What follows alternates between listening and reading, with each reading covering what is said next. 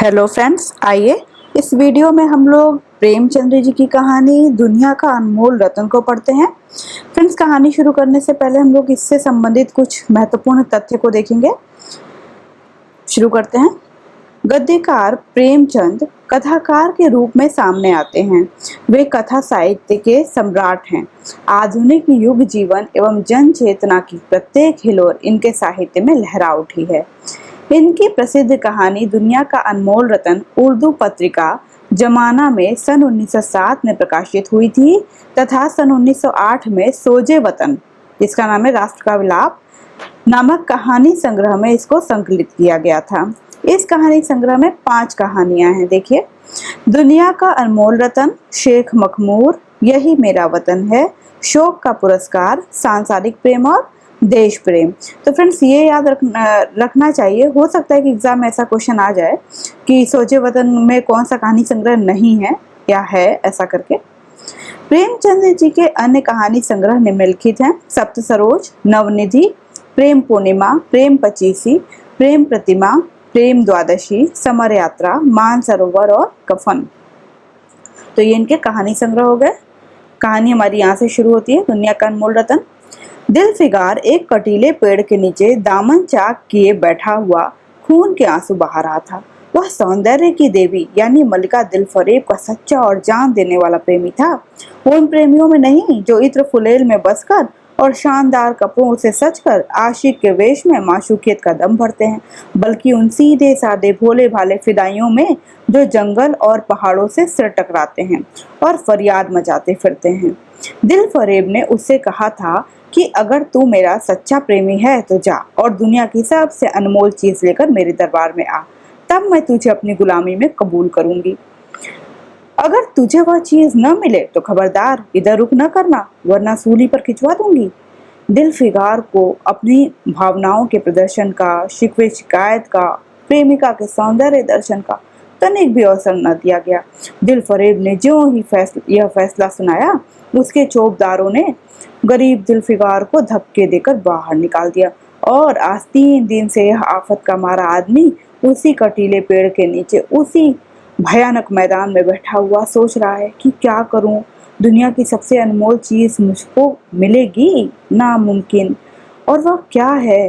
कारू का खजाना, आबे हयात, खुसरो का ताज, जामे जम, तख्ते ताउस, परवेज की दौलत? नहीं, यह चीजें हरगिज नहीं। दुनिया में जरूर इनसे भी महंगी, इनसे भी अनमोल चीजें मौजूद हैं, मगर वह क्या है, कहाँ है, कैसे मिलेगी? या खुदा, मेरी मुश्किल क्यों कर आसान होगी? दिलफिगार इन्हीं ख्यालों में चक्कर खा रहा था और अक्ल कुछ काम न करती थी। मुनीर शामी को हातिम सा मददगार मिल गया। ए काश कोई मेरा भी मददगार हो जाता। ए काश मुझे भी उस चीज का जो दुनिया की सबसे बेशकीमती चीज है नाम बतला दिया जाता। भला से वह चीज हाथ ना आती, मगर मुझे इतना तो मालूम हो जाता कि वह किस किस्म की चीज है।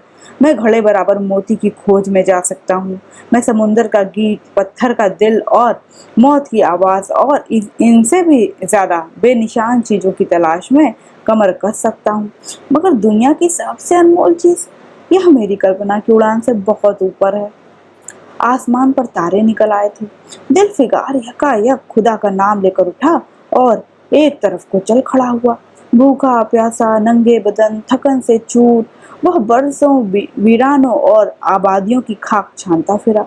तलवे कांटों से छलनी हो गए, शरीर में हड्डियां ही हड्डियां दिखाई देने लगी, मगर वह चीज जो दुनिया की सबसे बेशकीमती चीज थी न मिली और न उसका कुछ निशान मिला। एक रोज वह भूलता भटकता एक मैदान में जा निकला, जहां हजारों आदमी गोल बांधे खड़े थे। बीच में कई इमामे और चोगे वाले दढ़ियल काजी अफसरी शान से बैठे हुए आपस में कुछ सलाह मशविरा कर रहे थे और इस जमात से जरा दूर पर एक सूली खड़ी थी। दिलफिगार कुछ तो कमजोरी की वजह से, कुछ यहाँ की कैफियत देखने के इरादे से ठिठक गया। क्या देखता है कि कई लोग नंगी तलवारें लिए एक कैदी को, जिसके हाथ पैर में जंजीरें थी, पकड़े चले आ रहे हैं। सूली के पास पहुंचकर सब सिपाही रुक गए और कैदी की हथकड़ियां बेड़ियां सब उतार ली गईं। इस अभागे आदमी का दामन सैकड़ों बेगुनाहों के खून के छींटों से रंगीन था और उसका दिल नेकी के ख्याल और रहम की आवाज से जरा भी परिचित न था। उसे काला चोर कहते थे। सिपाहियों ने उसे सूली के तख्ते पर खड़ा कर दिया, मौत की फांसी उसकी गर्दन में डाल दी और जल्लादों ने तख्ता खींचने का इरादा किया कि वह अभागा मुजरिम चीख कर बोला, खुदा के वास्ते मुझे एक पल के लिए फांसी से उतार दो ताकि अपने दिल की आखिरी आरज़ू निकाल लूं। यह सुनते ही चारों तरफ सन्नाटा छा गया। लोग अचंभे में आकर ताकने लगे। काजियों ने एक मरने वाले आदमी की अंतिम याचना को रद्द करना उचित न समझा और बदनसीब पापी काला चोर जरा देर के लिए फांसी से उतार लिया गया। इसी भीड़ में एक खूबसूरत भोला भाला लड़का एक छड़ी पर सवार होकर अपने पैरों पर उछल उछल फर्जी घोड़ा दौड़ा रहा था और अपनी सादगी की दुनिया में ऐसा मगन था कि जैसे वह इस वक्त सचमुच किसी अरबी घोड़े का शहसवार है। उसका चेहरा उस सच्ची खुशी से कमल की तरह खिला हुआ था जो चंद दिनों के लिए बचपन में ही हासिल होती है और जिसकी याद हमको मरते दम तक नहीं भूलती। उसका दिल अभी तक पाप की गर्द और धूल से अछूता था और मासूमियत उसे गोद में खिला रही थी। बदनसीब काला चोर फांसी से उतरा, हजारों आंखें उस पर गड़ी हुई थी। वह उस लड़के के पास आया और उसे गोद में उठाकर प्यार करने लगा। उसे इस वक्त वह जमाना याद आया जब वह खुद ऐसा ही भोला भाला, ऐसा ही खुश व खुर्रम और दुनिया की गंदगियों से ऐसा ही पाक साफ था।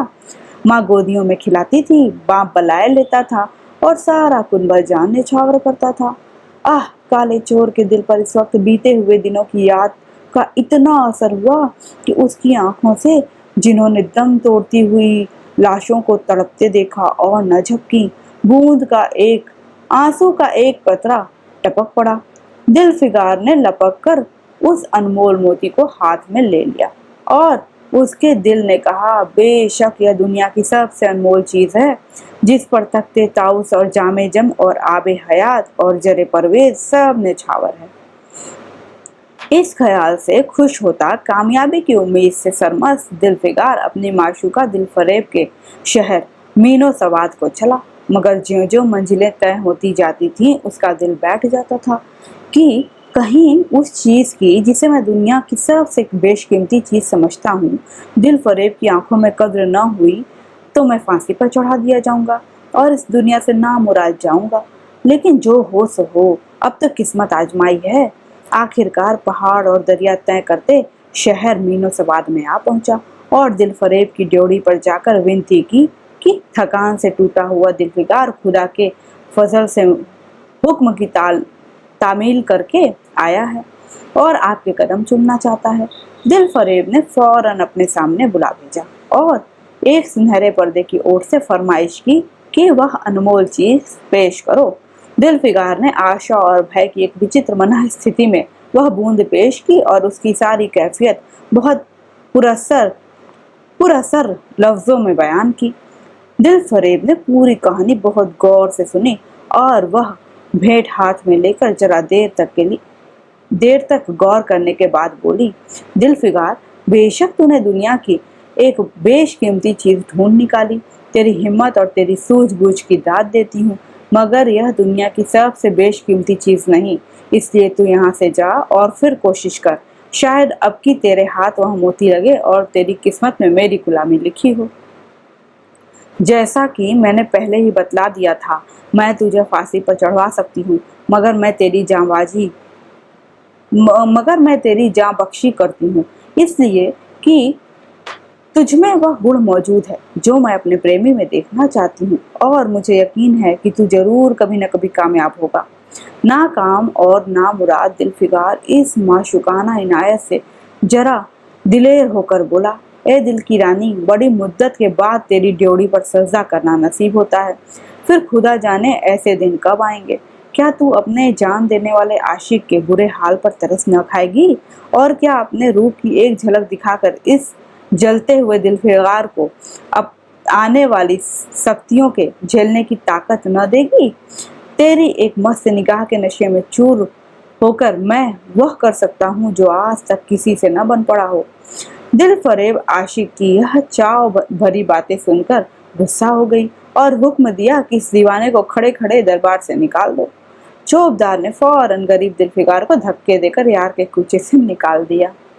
कुछ देर तक तो दिलफिगार अपनी निष्ठुर प्रेमिका की इस कठोरता पर आंसू बहाता रहा और सोचने लगा कि कहाँ जाऊं। मुद्दतों रास्ते नापने और जंगलों में भटकने के बाद आंसू की यह बूंद मिली थी। अब ऐसी कौन सी चीज है जिसकी कीमत इस आबदार मोती से ज्यादा हो। हजरत खिज्र, तुमने सिकंदर को आबे हयात के कुएं का रास्ता दिखाया था, क्या मेरी बाह न पकड़ोगे? सिकंदर सारी दुनिया का मालिक था, मैं तो एक बेघर बार मुसाफिर हूँ। तुमने कितनी ही डूबती किश्तियां किनारे लगाई हैं, मुझ गरीब का भी बेड़ा पार करो। ए आलिम काम जिब्रील, कुछ तुम ही इस नीम जान दुखी आशिक पर तरस खाओ। तुम खुदा के एक खास दरबारी हो, क्या मेरी मुश्किल आसान न करोगे? गरज यह कि दिलफिगार ने बहुत फरियाद मचाई, मगर उसका हाथ पकड़ने के लिए कोई सामने न आया। आखिर निराश होकर वह पागलों की तरह दोबारा एक तरफ को चल खड़ा हुआ। दिलफिगार ने पूरब से पश्चिम तक और उत्तर से दक्षिण तक कितने ही जंगलों और वीरानों की खाक छानी। कभी बर्फिस्तानी चोटियों पर सोया, कभी डरावनी घाटियों में भटकता फिरा, मगर जिस चीज की धुन थी वह न मिली। यहाँ तक कि उसका शरीर हड्डियों का एक ढांचा रह गया। एक रोज वह शाम के वक्त किसी नदी के किनारे खस्ता हाल पड़ा हुआ था। बेखुदी के नशे से चौंका तो क्या देखता है कि चंदन की एक चिता बनी हुई है और उस पर एक युवती सुहाग के जोड़े पहने 16 श्रृंगार किए बैठी हुई है। उसकी जांघ पर उसके प्यारे पति का सर है। हजारों आदमी गोल बांधे खड़े हैं और फूलों की बरखा कर रहे हैं। यकायक चिता में से खुद ब खुद एक लपट उठी। सती का चेहरा उस वक्त एक पवित्र भाव से आलोकित हो रहा था। चिता की पवित्र लपटें उसके गले से लिपट गईं और दम के दम वह वहीं फूल सा शरीर राख का ढेर हो गया। प्रेमिका ने अपने को प्रेमी पर न्यौछावर कर दिया और दो प्रेमियों के सच्चे पवित्र अमर प्रेम की अंतिम लीला आंख से ओझल हो गई। जब सब लोग अपने घरों को लौटे तो दिलफिगार चुपके से उठा और अपने चाक दामन कुर्ते में यह राख का ढेर समेट लिया और इस मुट्ठी भर राख को दुनिया की सबसे अनमोल चीज समझता हुआ सफलता के नशे में चूर यार के कूचे की तरफ चला।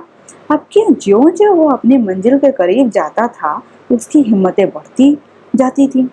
कोई उसके दिल में बैठा हुआ कह रहा था, अब की तेरी जीत है, और इस ख्याल ने उसके दिल को जो जो सपने दिखाए उसकी चर्चा व्यर्थ है।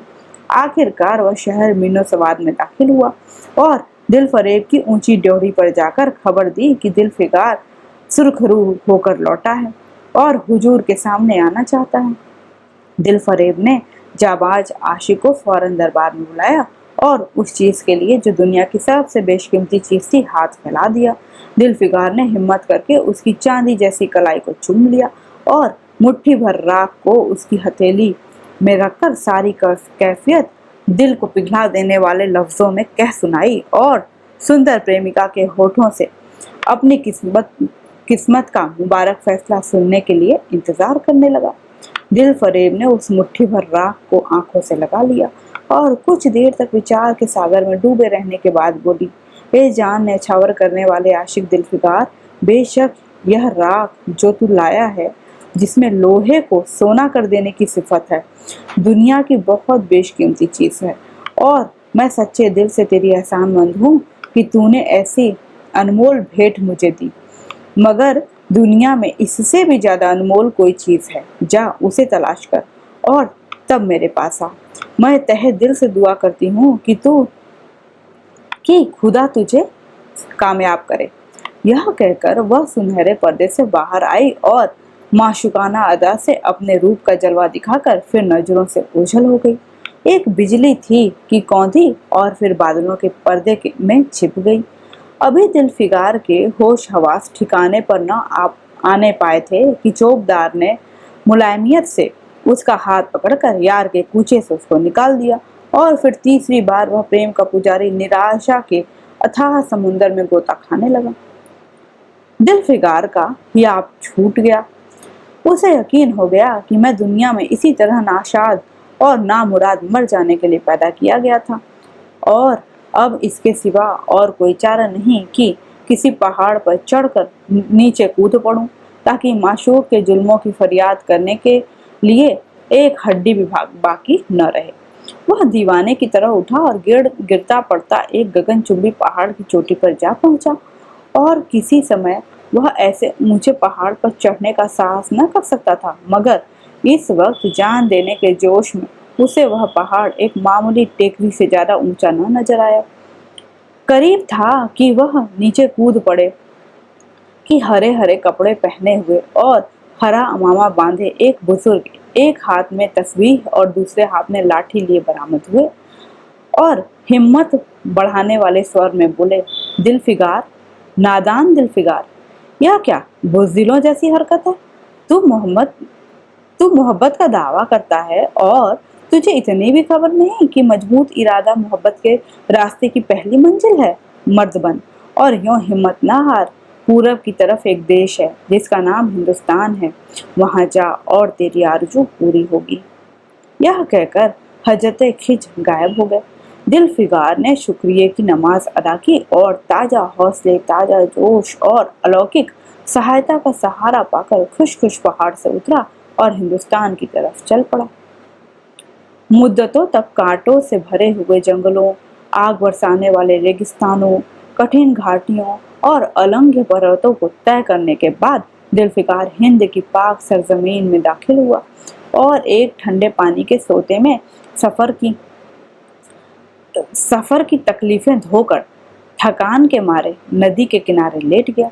शाम होते होते वह एक चटियल मैदान में पहुंचा, जहां बेशुमार अधमरी और बेजान लाशें बिना कफन के पड़ी हुई थीं। चील, कौवे और वहशी दरिंदे मरे पड़े हुए थे और सारा मैदान खून से लाल हो रहा था। यह डरावना दृश्य देखते ही दिलफिगार का जी दहल गया। या खुदा, किस मुसीबत में जान फंसी।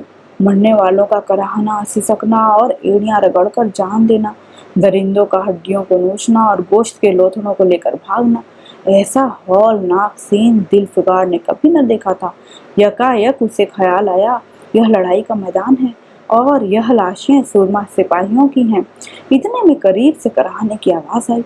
दिलफिगार उस तरफ फिरा तो देखा कि एक लंबा तगड़ा आदमी, जिसका मर्दाना चेहरा जान निकलने की कमजोरी से पीला हो गया है, जमीन पर सिर झुकाए पड़ा हुआ है। सीने से खून का फव्वारा जारी है, मगर आबदार तलवार की मूठ पंजे से अलग नहीं हुई। दिलफिगार ने एक चिथड़ा लेकर घाव के मुख पर रख दिया ताकि खून रुक जाए और बोला, ए जवां मर्द, तू कौन है? जवां मर्द ने यह सुनकर आंखें खोली और वीरों की तरफ बोला, क्या तू नहीं जानता मैं कौन हूँ? क्या तूने आज इस तलवार की काट नहीं देखी? मैं अपनी माँ का बेटा और भारत का सपूत हूँ। यह कहते कहते उसकी त्योरियों पर बल पड़ गए। पीला चेहरा गुस्से से लाल हो गया और आबदार शमशीर फिर अपना जौहर दिखाने के लिए चमक उठी। दिलफिगार समझ गया कि यह इस वक्त मुझे दुश्मन समझ रहा है। नरमी से बोला, ए जवां मर्द, मैं तेरा दुश्मन नहीं हूँ। अपने वतन से निकला हुआ एक गरीब मुसाफिर हूँ। इधर भूलता भटकता आ निकला। बराए मेहरबानी मुझसे यहाँ की कुल कैफियत बयान कर। यह सुनते ही घायल सिपाही बहुत मीठे स्वर में बोला, अगर तू मुसाफिर है तो आ मेरे खून से तर पहलू में बैठ जा, क्योंकि यही 2 अंगुल जमीन है जो मेरे पास बाकी रह गई है और जो सिवाय मौत के कोई नहीं छीन सकता। अफसोस है कि तू यहाँ ऐसे वक्त में आया जब हम तेरा आतिथ्य सत्कार करने के योग्य नहीं। हमारे बाप दादा का देश आज हमारे हाथ से निकल गया और इस वक्त हम बेवतन हैं, मगर हमने हमलावर दुश्मन को बता दिया कि राजपूत अपने देश के लिए कैसी बहादुरी से जान देता है। यह आसपास जो लाशें तू देख रहा है, यह उन लोगों की है जो इस तलवार के घाट उतरे हैं और गोया कि मैं बेवतन हूँ, मगर गनीमत है कि दुश्मन की जमीन पर मर रहा हूँ। क्या तूने यह मरहम रख दिया? खून निकलने दे, इसे रोकने से क्या फायदा? क्या मैं अपने ही देश में गुलामी करने के लिए जिंदा रहूं? नहीं, ऐसी जिंदगी से तो मर जाना अच्छा। इससे अच्छी मौत मुमकिन नहीं। जवां मर्द की आवाज मध्यम हो गई, अंग ढीले पड़ गए। खून इतना ज्यादा बहा कि खुद ब खुद बंद हो गया। रह रहकर एक आध बूंद टपक पड़ता था। आखिरकार सारा शरीर बेदम हो गया। दिल की हरकत बंद हो गई और आंखें मूंद गई। जुल्फिकार ने समझा अब काम तमाम हो गया कि मरने वाले ने धीमे से कहा, भारत माता की जय, और उसके सीने से खून का आखिरी कतरा निकल पड़ा। एक सच्चे देश प्रेमी और देशभक्त ने देशभक्ति का हक अदा कर दिया। दिलफिकार पर इस दृश्य का बहुत गहरा असर पड़ा और उसके दिल ने कहा, बेशक दुनिया में खून के इस कतरे से ज्यादा अनमोल चीज कोई नहीं हो सकती। उसने फौरन उस खून की बूंद को, जिसके आगे यमन का लाल भी हेज है, हाथ में लिया और इस दिलेर राजपूत की बहादुरी पर हैरत करता हुआ अपने वतन की तरफ रवाना हुआ और सख्तियां झेलता आखिरकार बहुत दिनों के बाद रूप की रानी मलका दिलफरेब की ड्योढ़ी पर जा पहुंचा और पैगाम दिया कि दिलफिकार सुरखरू और कामयाब होकर लौटा है और दरबार में हाजिर होना चाहता है। दिलफरेब ने उसे फौरन हाजिर होने का हुक्म दिया। खुद हस्बे मामूल सुनहरे पर्दे की ओट में बैठी और बोली, दिलफिकार अब की तुम बहुत दिनों के बाद वापस आया है, ला दुनिया की सबसे बेशकीमती चीज कहाँ है। दिलफिकार ने मेहंदी रची हथेलियों को चूमते हुए खून का वह कतरा उस पर रख दिया और उसकी पूरी कैफियत पुरजोश लहजे में कह सुनाई। वह खामोश भी न हो पाया था कि यकायक वह सुनहरा पर्दा हट गया और दिलफिकार के सामने हुस्न का एक दरबार सजा हुआ नजर आया, जिसकी एक एक नाज़नीन जुलेखा से बढ़कर थी। दिलफरेब बड़ी शान के साथ सुनहरी मनसब पर सुशोभित हो रही थी।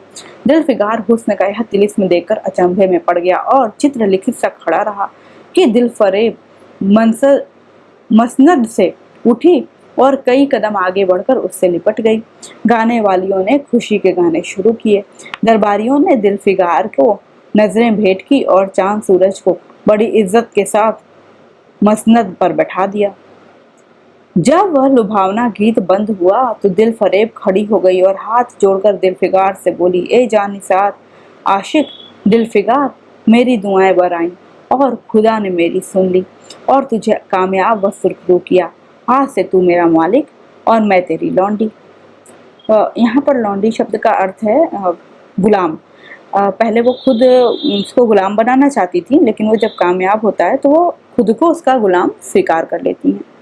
आगे है, यह कहकर उसने एक रत्न जड़ित मंजूषा, यहाँ पर रत्न जड़ित होगा, रत्न जड़ित मंजूषा मंगाई और उसमें से एक तख्ती निकाली जिस पर सुनहरे अक्षरों में लिखा हुआ था, खून का वह आखिरी कतरा जो वतन की हिफाजत में गिरे दुनिया की सबसे अनमोल चीज है।